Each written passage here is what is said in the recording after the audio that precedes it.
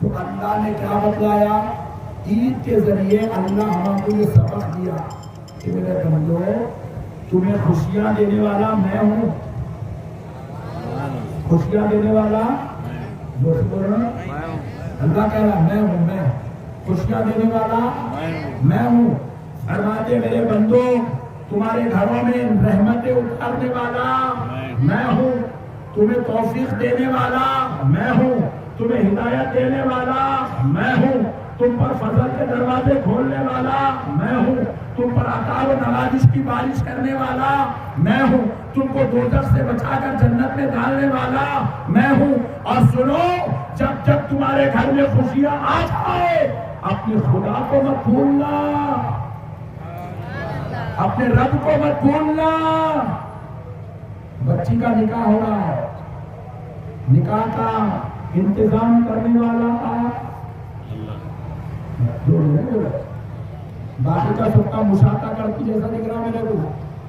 نکاح کا انتظام کرنے والا زور سے بولو بھائی اللہ ہے.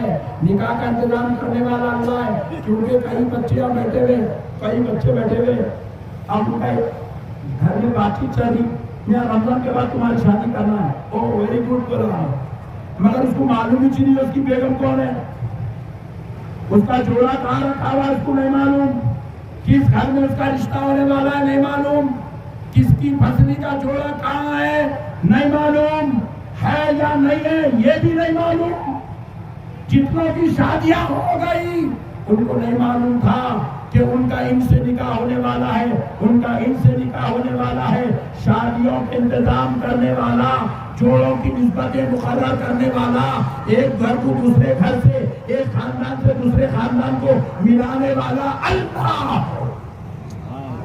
اللہ ہے اللہ. پھر اس کے بعد شادی تو ہو گئی، کیسا ہوئی؟ بینڈ باجے کے ساتھ، ناز و نخروں کے ساتھ، اللہ کی نافرمانی کے ساتھ، شیطان کی شرارتوں کے ساتھ ہو گئی. اب آؤ شادی کے بعد اب گھر میں خوشیاں آ گئے، مگر سنو پیارے مسلمانوں، اب اس موقع پر سارا خاندان خوش ہے کہ بہو خوشخبری لے کر آئی ہے، بہو کے پاس خوشخبری ہے، بیٹا باپ بننے والا ہے، خوشخبری ہے. مگر پوری کائنات کو نہیں معلوم کہ وہ بیٹا ہونے والا ہے یا بیٹی ہونے والی ہے، ہونے والا ہے یا ہونے سے پہلے مرنے والا ہے، یا 9 مہینے تک پیٹ میں ٹکے گا یا بیچ میں ابورشن ہو جائے گا. پیدا ہوگا تو پیدا ہونے کے بعد پورے 307 اعضاء لے کر پیدا ہوگا یا اب نارمل ہو کے پیدا ہوگا نہیں معلوم. اللہ کہہ رہا ہے بندو اگر تمہیں ساری نعمتیں مل رہی ہے تو دینے والا کوئی اور نہیں ہے، یہ صرف تمہارا خدا تم کو عطا کر رہا ہے، تمہارا رب تم کو عطا کر رہا ہے. اس لیے مسلمانوں رب نے تو مقرر کر دیا نکاح کے ساتھ، ہم نے تو بیٹھے بینڈ باجوں کے ساتھ، شرارتوں کے ساتھ، ضلالتوں کے ساتھ، بدماشیوں کے ساتھ ہم نے نکاح دیا. لیکن سنو اللہ کی قسم اس روئے زمین پر کوئی مسلمان ایسا پیدا نہیں ہوا جس کے نکاح میں خطبہ نکاح نہ پڑھا گیا ہو اور اس کا نکاح ہو گیا ہو. اللہ نے کہا بندے تو کیسا آیا تیری مرضی، مگر نکاح تو اس وقت تک منعقد نہیں ہوگا جب تک تو مجھے خدا مان کر میرے نبی کے بتائے ہوئے طریقے کے مطابق نکاح نہیں کر لے گا. نکاح ہو رہا ہے، خطبہ پڑھا جا رہا ہے، الحمدللہ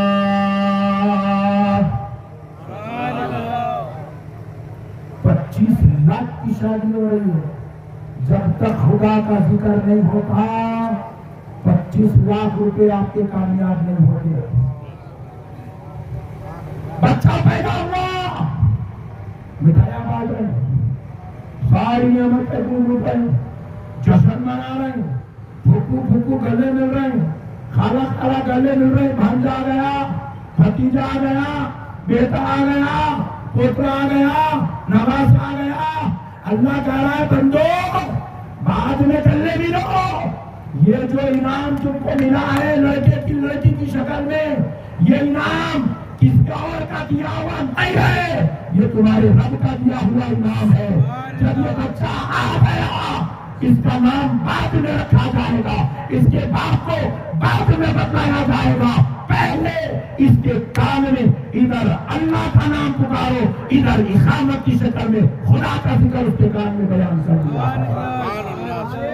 تکبیر، نعرہ رسالت، نعرہ حیدری، یا علی، نعرہ غوث، یا غوث، نعرہ خواجہ، یا خواجہ،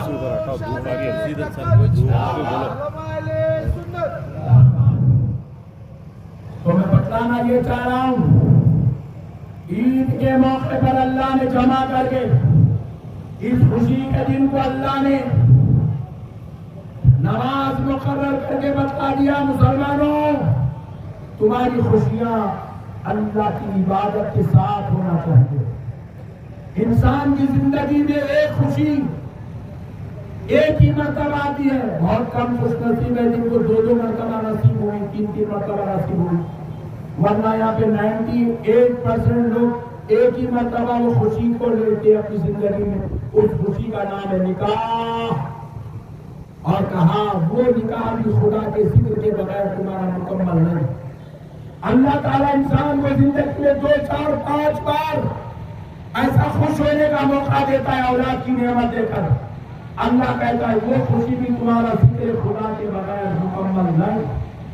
یاد رکھو مسلمانوں، اللہ کے ذکر کو اپنی زندگیوں میں شامل کر لو، اللہ کی عبادت کو اپنی زندگیوں میں شامل کر لو، اللہ تعالیٰ کی محبت کو اپنی زندگیوں میں شامل کر لو، ہر موقع پر اپنے رب کو یاد رکھو۔ ارے میرے بھائی، ہم رب کو بھول کے کریں گے بھی کیا؟ ہمارا کیا ہے، ہماری کیا اوقات ہے، ہماری کیا حیثیت ہے؟ دیکھو کل یہ عیدگاہ کے اندر عید الفطر کے موقع پر گزشتہ سال چند لوگ ہمارے بیچ میں بیٹھے ہوئے تھے، آج وہ بیچارے ہمارے بیچ میں نہیں ہیں۔ ہے نہیں، بولو ہے نہیں ہے، چلے گئے، بس اتنی ہے انسان کی اوقات۔ دنیا رکی نہیں رکی، دنیا رکی نہیں رکی، برابر رمضان بھی چلا، شاپنگ بھی چلی، افطاری بھی چلی، سحری بھی چلی، عید بھی چل رہی ہے، کاروبار بھی چل رہا ہے، تجارت بھی چل رہی ہے، شادیاں بھی چل رہی ہے، میتیں بھی چل رہی ہے، خوشیاں بھی چل رہی ہے، غم بھی چل رہی ہے۔ کوئی چیز کسی کے جانے سے نہیں رکتی مسلمانوں، اور کسی کے ہونے سے کوئی چیز میں اضافہ نہیں ہوتا۔ یہ قانون خداوندی ہے، اللہ نے نظام قدرت بنا دیا، اس نظام قدرت کے مطابق یہ دنیا چلنے والی ہے، اس کے اندر کبھی کوئی کمی ہونے والی نہیں ہے۔ خدا رائے مسلمانوں، اپنے وجود کو تم یہ نہ سمجھنا کہ اسی وجود کی وجہ سے آج جو ہے کائنات بنی ہوئی ہے۔